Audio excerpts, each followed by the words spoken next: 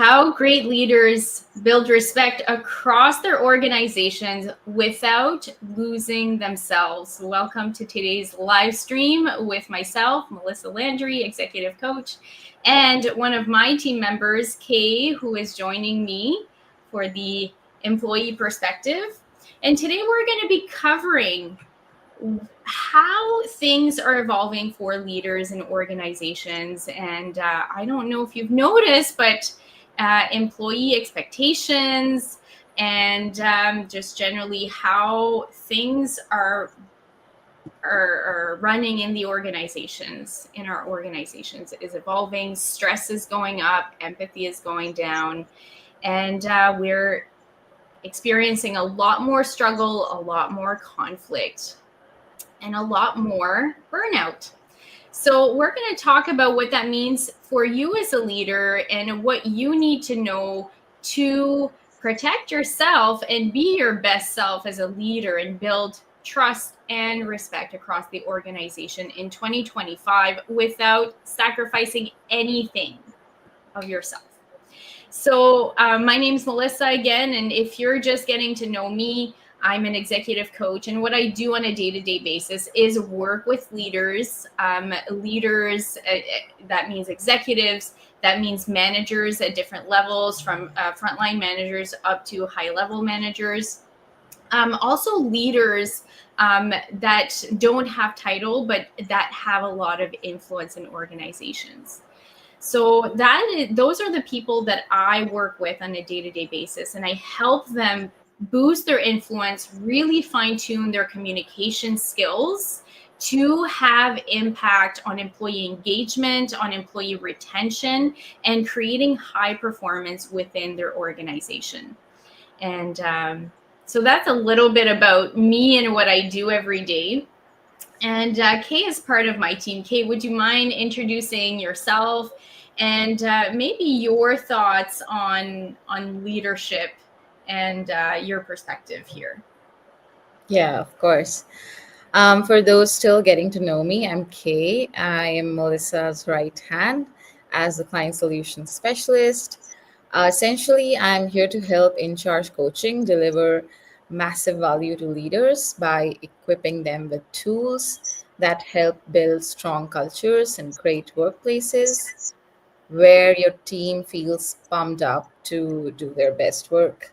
And I'm also the lead on organizing public facing learning opportunities like this live session, workshops, and more.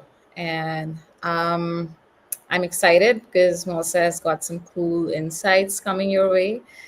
And your point about leadership, Melissa, so personally, for me, leadership, I think these days what's coming to my mind is a lot about how leaders need to create a supportive environment where everyone knows what's expected, and feel like that's really key. Without them, things can quickly become chaotic and you end up feeling overwhelmed or burned out. So I feel like these days is this is what's coming to my mind when I think about leadership Yeah. and yeah, how the landscape is evolving. Yeah. And there's something really interesting here, Kay, and this is information that would be new to you, but there's studies in the workplace are showing that what employees are saying as the number one problem, oftentimes, communication comes up, but really the number one problem is the lack of leadership. This is what employees are perceiving. Okay, so it doesn't mean that you are not doing a good job as a leader, but there is a perception from the employee culture that there is a lack of leadership. And this is true for a lot of organizations. This is what employees are thinking and seeing and saying that they're needing.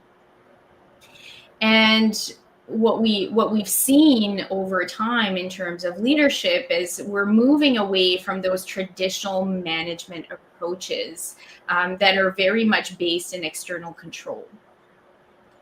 and Mhm. we're moving, and we're seeing this beautiful flourishing of ideas around how to really reach and connect with employees and create engagement from a place of internal control and intrinsic motivation.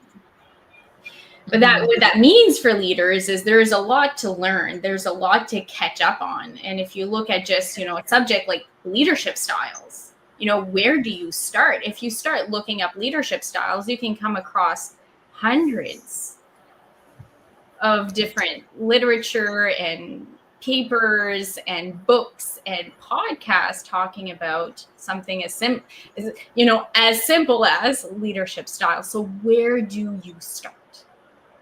Right? So we have a lot of growing up to do as leaders and really developing those skills that are needed for the now, that are needed for the future, and that employees are looking for. So there's as things are evolving in this conversation about leadership is evolving, also the expectations that employees have of us is evolving. Absolutely. The other thing that's evolving is, the speed at which we run our organizations, the outputs that we're expecting are growing. We have access to technology that is amazing. It's helping us work faster and be more productive, and those expectations are growing. And because things are evolving so much, we now have to always be ahead of the curve. We always have to be number one on the market. There's growing expectations there that are coming top down. So we have Mhm. more expectations from our employees, and then we have more expectations from the top, and the expectations that we have of ourselves, who we want to be in that role of leader. Mhm. If you think about that, if you just slow down and think about, who do I want to be? There are times that we walk away from our day and feel disappointed in ourselves. We have expectations. Yeah. Does that ring true to you as you think about that? Those self Yeah. expectations. Of course, it does. And then we go into, beat ourselves up just a little bit. Yeah. So we're getting it from all directions. All Mhm. directions. And so there's really kind of like a balancing act to all of this. There's a lot of pieces on the external that we're balancing. There's a lot of tensions that we're balancing as leaders. We're balancing things like, from decision making, delivering messages that employees aren't going to like and still keeping them engaged, getting their buy-in, keeping them engaged. We have to balance employee wellness and employee engagement with delivering to the customer and Mhm. expectations of our clients and our customers on the delivery side. And those things aren't always in sync. What employees need when they're tired, and we're saying, but more. So there is a tension there. There is the directing, giving instructions, giving a direction, and yet we need to empower and create autonomy and mastery so that they feel motivated by their work. Right? So there's another tension that we're trying to balance. Mhm. We're we're advocating for the organization. We're delivering messages from the top down, so decisions that are being made that we now need to implement. But we're also advocating up. Here's what the team needs. Here are decisions we need made, or here are resources that the team needs in order to meet those. So there's another tension. Those things aren't always aligned. I don't know about you, but a lot of times employees feel like their needs weren't considered when decisions were being made, or at least that is the perception. Mhm. So when I'm saying a balancing act, I'm really talking about all of these different things pulling you in different directions. This, but that. This, but that. And so what we know about management and leadership is that it's difficult, and what we think it's going to be before we get promoted, and then what we realize it is after the promotion, it is a lot more work, more stress, more responsibility. It seems amazing from the outside. Oh, I get to take care of people. And also you get to balance all of these pieces. And so there is an incredible amount of people, and we can look at research here, that don't make it past the first 18 months of leadership. I think it's something like 40% don't make it past the first 18 months. And, that's people who are just getting into it. But if we look at experienced leaders, which are the leaders that I'm used to working with, experienced leaders are struggling. And we're talking about things like well-being and avoiding burnout and getting out of the weeds and back into the strategic work, because they're being pulled in all directions. Mm-hmm. And so there's a lot there. There's a lot to be balanced. And if we just look at how do we create that balance? If you had to guess, Kay, how do we create balance? Well, by setting boundaries, Mm-hmm. we create balance, Yeah. because there are a lot of moving parts and a lot of responsibilities that you have as a leader. It's pulling you in all different directions. So setting boundaries is the way to go forward. It is. It really, really is. And boundaries is something that is easy to say and hard to do. Oh, I I have yet to meet a leader yeah. who, when I ask them what they need, they'll tell me boundaries. They know, and yet, they're not embodying living their boundaries. And most of the time, they don't even know what kind of boundaries they need. The best they'll come up with is, well, I need to leave work at work, or I need to leave at 5 o'clock. Okay, well, leaving at 5 will be helpful, but is it really going to create that balance that you need between 9 to 5 or 8 to 5 or whatever your schedule is? And the answer is no. So you're still leaving at 5. Yes, beautiful, but you're walking away still stressed and feeling the imbalance. Absolutely. So in my work with leaders, we really take a deeper dive into what these boundaries are going to look like at different levels. We look at the personal boundaries, we look at the ways of working boundaries, we look at relational boundaries, how you're relating to employees or your higher ups, people that you report to, your colleagues from different departments, right? Relational boundaries. We also look at the business context boundaries. And so that clarity is the first step. The second step is really being able to communicate those boundaries in a way that's assertive and not aggressive, in a way that feels like you're creating a bridge between you and the other person. Instead of stop doing something, this is about how are we going to work together in a way that is aligned and balanced. Mm-hmm. And the third step is continuously maintaining those boundaries over time. Absolutely. And so this is exactly why we have this year launched the Boundaries and Balance Masterclass.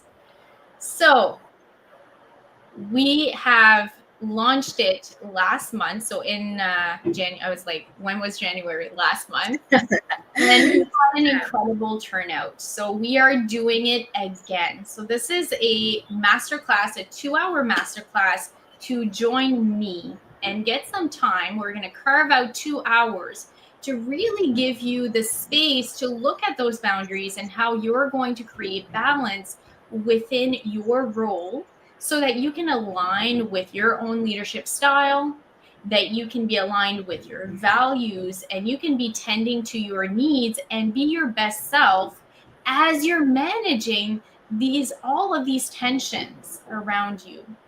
It's the internal balance that's going to help you and create that foundation so you can create the external balance around you and what is required of you in your role. So how do we register for the masterclass, Kay? I will drop the link to register in the chat. You just have to put in your email there and your name, and it's all done. It's very easy and simple to register. So the masterclass is happening March 11th at 12 p.m. Eastern time. So for my Atlantic folks, that will be 1 p.m. So 12 to 2 for Eastern, 1 to 3 for Atlantic. And all you need to do is register. Once you've registered, you'll get an email from us to confirm that you're registered. And just before the masterclass, you'll receive another email with the link to join us. All right. So it's very simple. The other thing that we're doing this time that we didn't have in January is we've put together a workbook.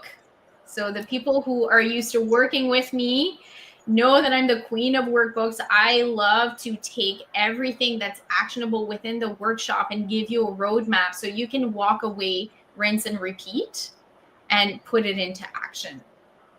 So you're going to be walking away with that workbook, but you must be there live to access it. So you have to join us live to access it, to get your workbook.